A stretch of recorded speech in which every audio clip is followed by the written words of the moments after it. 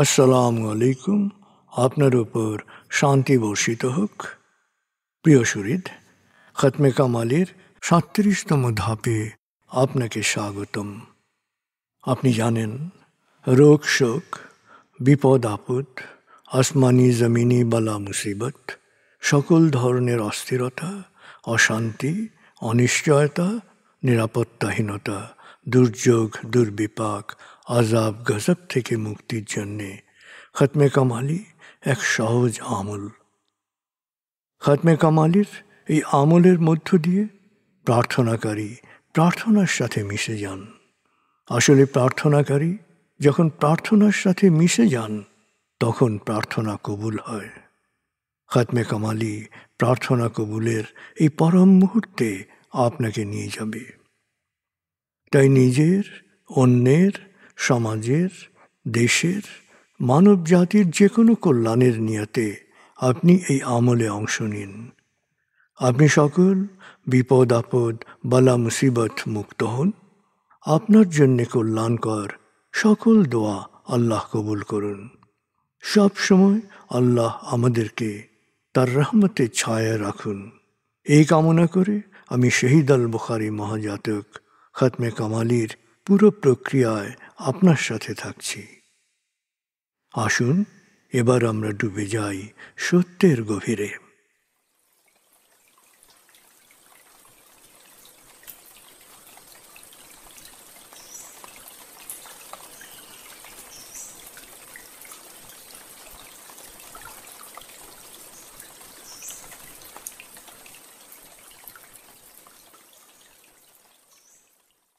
হে আল্লাহ, বিতাড়িত শয়তান থেকে আমি তোমার আশ্রয় প্রার্থনা করছি।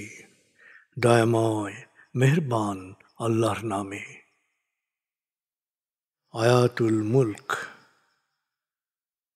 হে আল্লাহ, সকল ক্ষমতার মালিক, তুমি যাকে ইচ্ছা ক্ষমতা দান করো, যাকে ইচ্ছা ক্ষমতাচ্যুত করো, যাকে ইচ্ছা সম্মানিত করো, যাকে ইচ্ছা অপমানিত করো।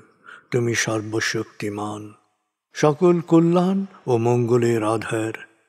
তুমি দিনকে ছোট করে বড় করো রাত, আবার রাতকে ছোট করে বড় করো দিন। তুমি প্রাণহীনে দাও প্রাণ, আর প্রাণবন্তকে করো প্রাণহীন। তুমি যাকে চাও বেহিসাব রিজিক দান করো। সূরা আলে ইমরান আয়াত ২৬-২৭। আয়াতুল কুরসি। আল্লাহ ছাড়া কোনো উপাস্য নেই। তিনি শাশ্বত, চিরঞ্জীব, বিশ্ব প্রকৃতির সর্বসত্তার ধারক। তিনি তন্দ্রা নিদ্রাহীন, সদা সজাগ, মহাকাশ ও পৃথিবীর সব কিছুর মালিক। তার সদয় অনুমতি ছাড়া তার কাছে সুপারিশ করার সাধ্য কারো নেই। দৃশ্যমান বা দৃশ্য, অতীত বা ভবিষ্যৎ, সৃষ্টির সব কিছুই তিনি জানেন। তিনি যতটুকু জানাবেন, এর বাইরে তার জ্ঞানের সীমানা সম্পর্কে ধারণা করা কারো পক্ষেই সম্ভব নয়। তার আসন, তার কর্তৃত্ব পৃথিবী ও নভমণ্ডলের সর্বত্র বিস্তৃত, আর তার সংরক্ষণে তিনি অক্লান্ত। তিনি সর্বোচ্চ, সুমহান। সূরা বাকারা আয়াত ২৫৫।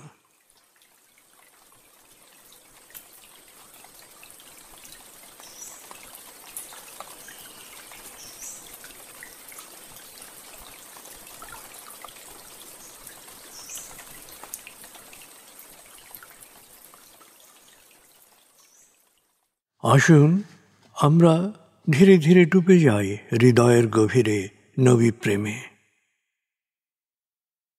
বলগল উলা বিকমালিহি, কশফত দুজা বিজমালিহি, হসনত জমিও খিসালিহি, সল্লু আলাইহি ওয়ালিহি। বলগল উলা বিকমালিহি, কশফত দুজা বিজমালিহি, হসনত জমিও খিসালিহি, সল্লু আলাইহি ওয়ালিহি।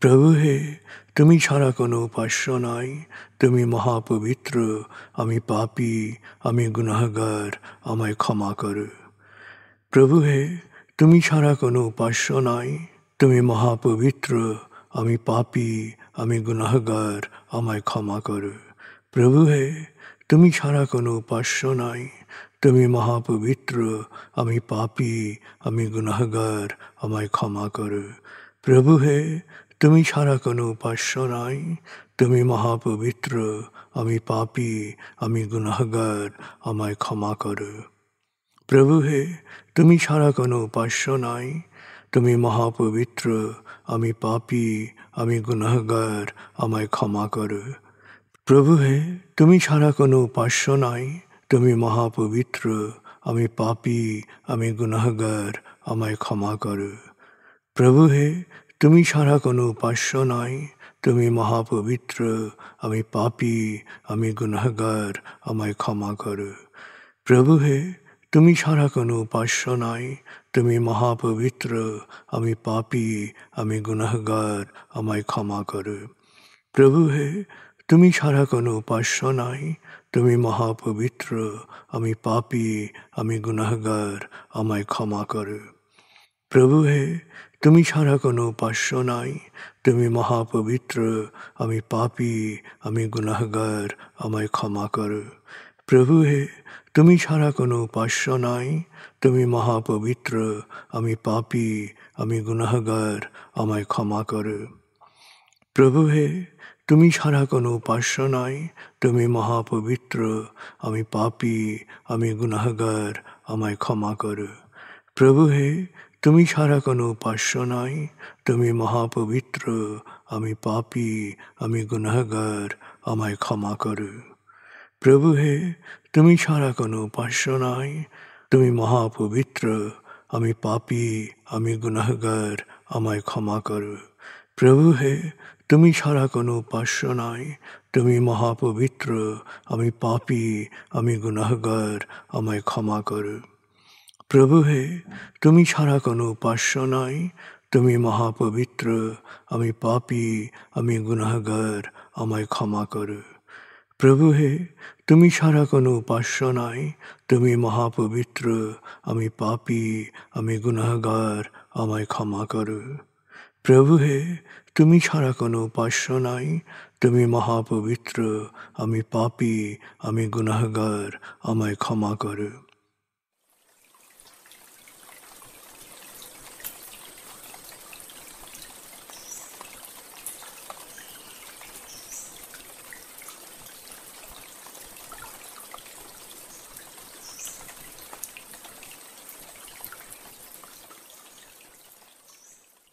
এবার আমরা সূরা তাকবীর এর মর্মবাণীর অংশ বিশেষে ডুবে যাব।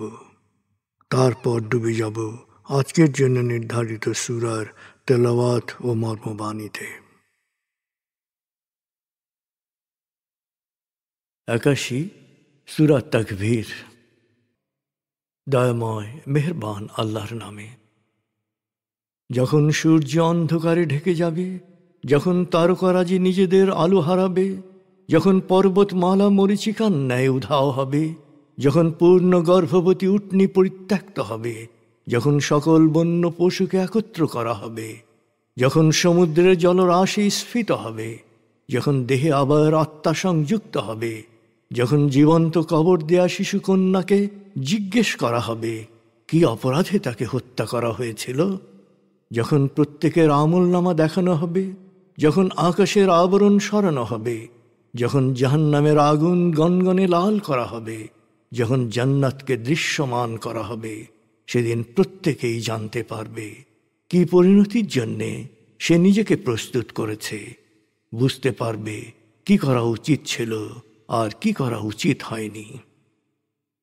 সাক্ষী আবর্তনশীল নক্ষত্র, কক্ষপথে দৃশ্যমান গ্রহসমূহ যা এক সময় অদৃশ্য হয়, সাক্ষী রাতের অবসান মুহূর্ত এবং প্রভাতের আগমন কাল।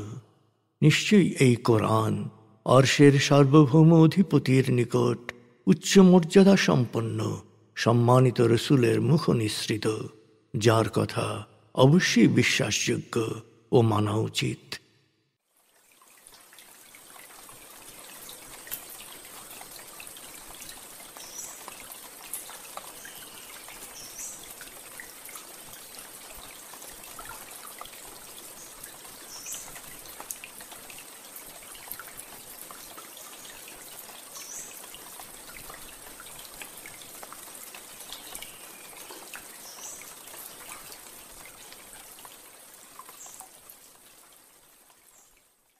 এবার আমরা সূরা মায়দা 109 থেকে 120 আয়াতের তেলাওয়াত ও মর্মবাণীর গভীরে ডুবে যাব।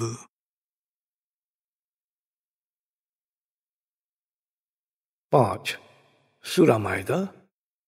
বিসমিল্লাহির রহমানির রহিম।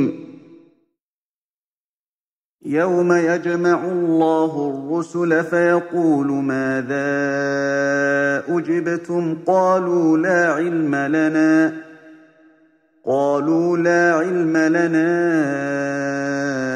إنك أنت علام الغيوب إذ قال الله يا عيسى ابن مريم اذكر نعمتي عليك وعلى والدتك إذ أيدتك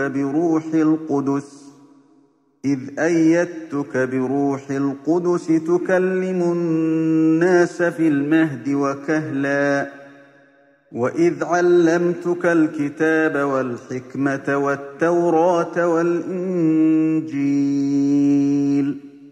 وإذ تخلق من الطين كهيئة الطير بإذني فتنفخ فيها فتكون طيرا بإذني وتبرئ الأكمه والأبرص بإذني وإذ تخرج الموتى بإذني وإذ كففت بني إسرائيل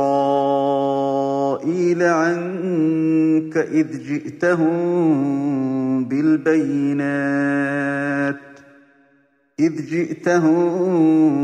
بالبينات فقال الذين كفروا منهم إن هذا إلا سحر مبين وإذ أوحيت إلى الحواريين أن آمنوا بي وبرسولي قالوا آمنا واشهد بأننا مسلمون إذ قال الحواريون يا عيسى ابن مريم هل يستطيع ربك أن ينزل علينا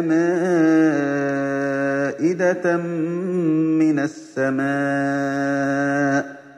قال اتقوا الله إن كنتم مؤمنين قالوا نريد أن نأكل منها وتطمئن قلوبنا ونعلم أن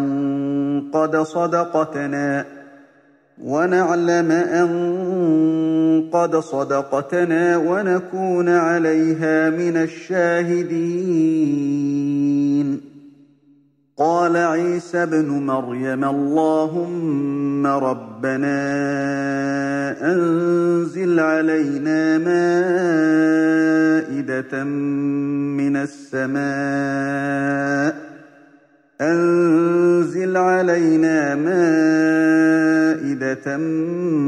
من السماء تكون لنا عيدا لأولنا وآخرنا وآية منك وارزقنا وأنت خير الرازقين قال الله إني منزلها عليكم فمن يكفر بعد منكم فإني أعذبه عذابا لا أعذبه أحدا من العالمين وإذ قال الله يا عيسى ابن مريم أأنت قلت للناس اتخذوني وأمي إلهين من دون الله قال سبحانك ما يكون لي أن أقول ما ليس لي بحق إن كنت قلته فقد علمته تعلم ما في نفسي ولا أعلم ما في نفسك إنك أنت علام الغيوب ما قلت لهم إلا ما أمرتني به أن اعبدوا الله ربي وربكم وكنت عليهم شهيدا ما دمت فيهم فلما توفيتني كنت أنت الرقيب عليهم وأنت على كل شيء شهيد إن تعذبهم فإنهم عبادك وإن تغفر لهم فإنك أنت العزيز الحكيم قال الله هذا يوم ينفع الصادقين صدقهم لهم جنات تجري من تحتها الأنهار خالدين فيها أبدا رضي الله عنهم ورضوا عنه ذلك الفوز العظيم لله ملك السماوات والأرض وما فيهن وهو على كل شيء قدير দয়াময় মেহেরবান আল্লাহর নামে। যেদিন আল্লাহ রসুলদের সমবেত করবেন এবং জিজ্ঞেস করবেন, সত্যের পথে ডাক দিয়ে তোমরা কেমন সাড়া পেয়েছিলে? তারা বলবে, এ বিষয়ে আমাদের কোনো জ্ঞান নেই। সৃষ্টির বুদ্ধির অগম্য, সকল গোপন সত্য ও নিগুলো তত্ত্ব তো প্রভু শুধু তুমিই জানো। ভাবো, যখন আল্লাহ বলবেন, হে মরিয়ম পুত্র ঈসা, তোমার ও তোমার জননীর প্রতি আমার অনুগ্রহের কথা স্মরণ করে। পবিত্র আত্মা দিয়ে আমি তোমাকে শক্তিমান করেছি। দোলনায় থেকেও তুমি মানুষের সাথে কথা বলতে পরিণত বয়সের মতো। আমি তোমাকে কিতাব, হিকমা, তাওরাত ও ইনজিলের জ্ঞান দান করেছি। তুমি আমার ইচ্ছায় মাটি দিয়ে পাখির মতো পুতুল বানিয়ে তাতে ফু দিতে, আর আমার ইচ্ছায় তা পাখি হয়ে উড়ে যেত। জন্মান্ধ ও কুষ্ঠ রোগগ্রস্তকে আমার ইচ্ছায় নিরাময় করতে, আর আমার ইচ্ছাই তুমি মৃতকে জীবন দিয়েছ। পরে যখন তুমি সত্যের সকল সাক্ষ্য নিয়ে বনি ইসরায়েলের সামনে উপস্থিত হলে, তখন তাদের মধ্যকার সত্য অস্বীকারীরা বলল, এ তো স্রেফ জাদু। সে সময় তোমার ক্ষতি করা থেকে আমি তাদের নিবৃত্ত রেখেছিলাম। আরো স্মরণ করে, আমি যখন হাওয়ারীদের অনুপ্রাণিত করলাম, তোমরা আমার ও আমার রসুলের ওপর বিশ্বাস স্থাপন করে, তখন তারা বলল, আমরা বিশ্বাস করলাম এবং তুমি সাক্ষী থাকো যে আমরা তোমাতেই পুরোপুরি সমর্পিত।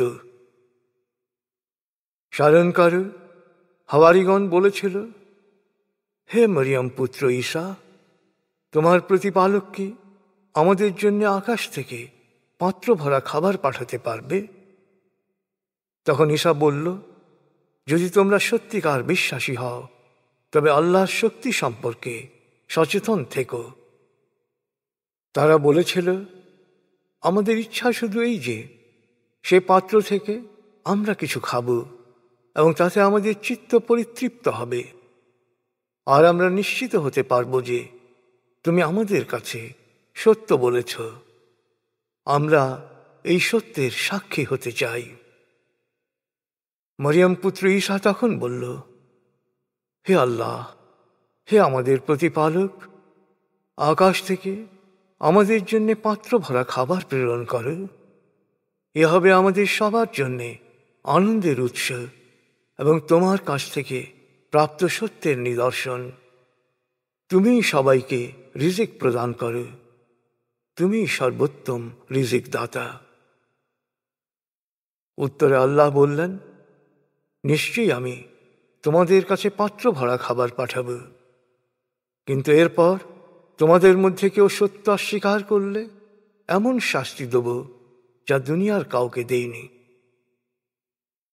এরপর আল্লাহ যখন জিজ্ঞেস করবেন, হে মরিয়ম পুত্র ঈসা, তুমি কি লোকদের বলেছিলে তোমরা আল্লাহর সাথে আমাকে ও আমার মাকে উপাস্য রূপে গ্রহণ করো? তখন সে বলবে, তুমি মহামহিম, যা আমার বলার অধিকার নেই তা আমি কিভাবে বলবো? যদি আমি তা বলতাম তুমি তো তা জানতে। আমার মনের সব কিছুই তুমি জানো, কিন্তু তোমার অন্তরের কোনো কিছুই আমি জানি না। সৃষ্টির বুদ্ধির অগম্য গোপন রহস্য ও নিগূঢ় তত্ত্ব সবই তোমার জানা। হে আল্লাহ, তুমি আমাকে যে আদেশ করেছ তা ছাড়া তাদেরকে আমি কিছুই বলিনি। আমি স্পষ্ট করে বলেছি, তোমরা আমার প্রতিপালক ও তোমাদের প্রতিপালক আল্লাহর ইবাদত করো। আর যতদিন আমি তাদের মধ্যে ছিলাম ততদিন আমি ছিলাম তাদের কার্যকলাপের সাক্ষী। আর যখন তুমি আমাকে তুলে নিলে তখন থেকে তো তুমিই তাদের কার্যকলাপের সাক্ষী। তুমি যদি তাদের শাস্তি দাও তবে তারা তো তোমারই দাস, আর যদি তাদের ক্ষমা করো তবে তুমি তো মহাপরাক্রমশালী, প্রজ্ঞাময়। তখন আল্লাহ বলবেন, আজ সত্যপন্থীরা তাদের সততার জন্যে পুরস্কৃত হবে। তাদের জন্যে রয়েছে জান্নাত, যার পাদদেশে থাকবে প্রবহমান ঝর্ণাধারা। তারা সেখানে থাকবে চিরকাল। আল্লাহ তাদের প্রতি প্রসন্ন হবেন আর তারাও হবে পরিতৃপ্ত। এটাই সর্বোত্তম সাফল্য। মহাকাশ ও পৃথিবীতে যা কিছু আছে তার উপর সার্বভৌমত্ব একমাত্র আল্লাহর, আর তিনি সর্ববিষয়ে পূর্ণ ক্ষমতাবান।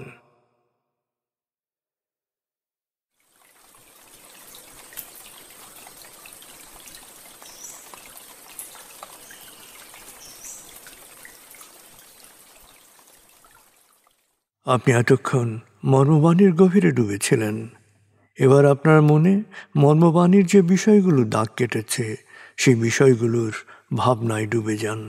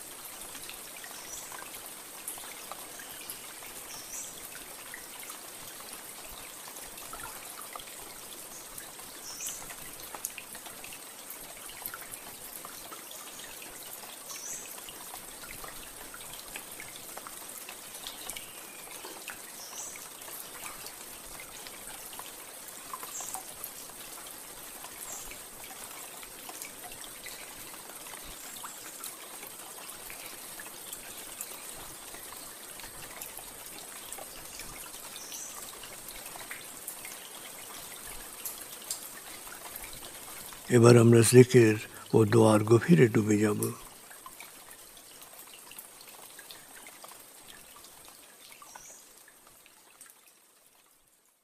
এবার হালকাভাবে চোখ বন্ধ করুন, লম্বা দম নিন, নাক দিয়ে দম নিন, আস্তে আস্তে মুখ দিয়ে দম ছাড়ুন।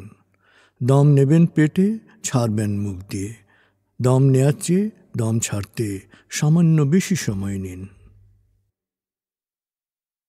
দম নিতে নিতে ভাবুন প্রকৃতি থেকে আফুরন্ত প্রাণশক্তি শরীরে প্রবেশ করছে, আর দম ছাড়তে ছাড়তে ভাবুন শরীরের সকল দূষিত পদার্থ বাতাসের সাথে বেরিয়ে যাচ্ছে। নাক দিয়ে দম নিতে নিতে ভাবুন প্রকৃতি থেকে আফুরন্ত প্রাণশক্তি শরীরে প্রবেশ করছে, আর মুখ দিয়ে দম ছাড়তে ছাড়তে ভাবুন শরীরের সকল দূষিত পদার্থ বাতাসের সাথে বেরিয়ে যাচ্ছে। দম নিতে নিতে ভাবুন প্রকৃতি থেকে আফুরন্ত প্রাণশক্তি শরীরে প্রবেশ করছে। দম ছাড়তে ছাড়তে ভাবুন শরীরের সকল দূষিত পদার্থ বাতাসের সাথে বেরিয়ে যাচ্ছে। দম নিতে নিতে ভাবুন প্রকৃতি থেকে আফুরন্ত প্রাণশক্তি শরীরে প্রবেশ করছে, আর দম ছাড়তে ছাড়তে ভাবুন শরীরের সকল দূষিত পদার্থ বাতাসের সাথে বেরিয়ে যাচ্ছে।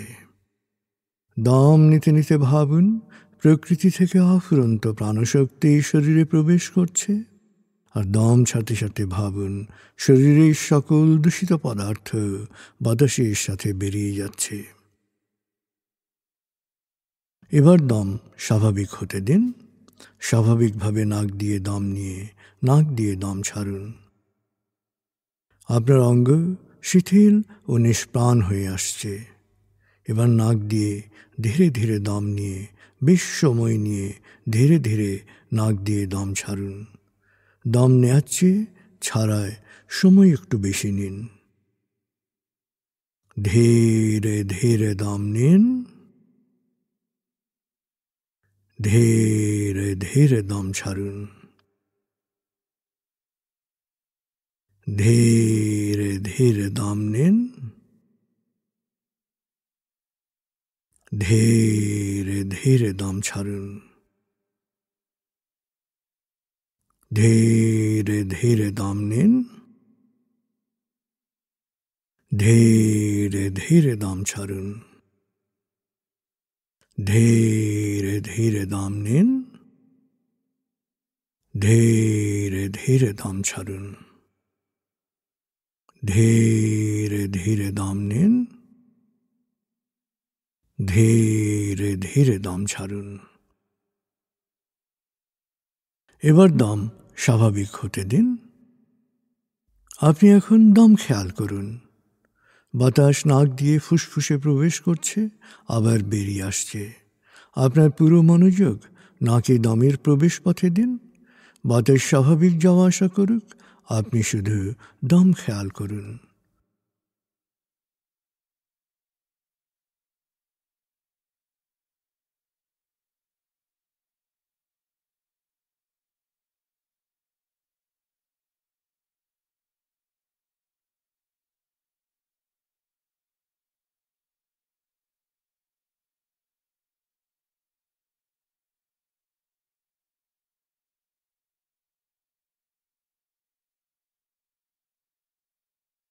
অনুভব করুন আপনার শরীর ভারী লাগতে শুরু করেছে। আরাম আরাম আরাম অনুভব করুন শীতলতা স্রোতের মতো, বরফ গলা পানির মতো আপনার মাথা থেকে শরীর বেয়ে নিচের দিকে নেমে যাচ্ছে।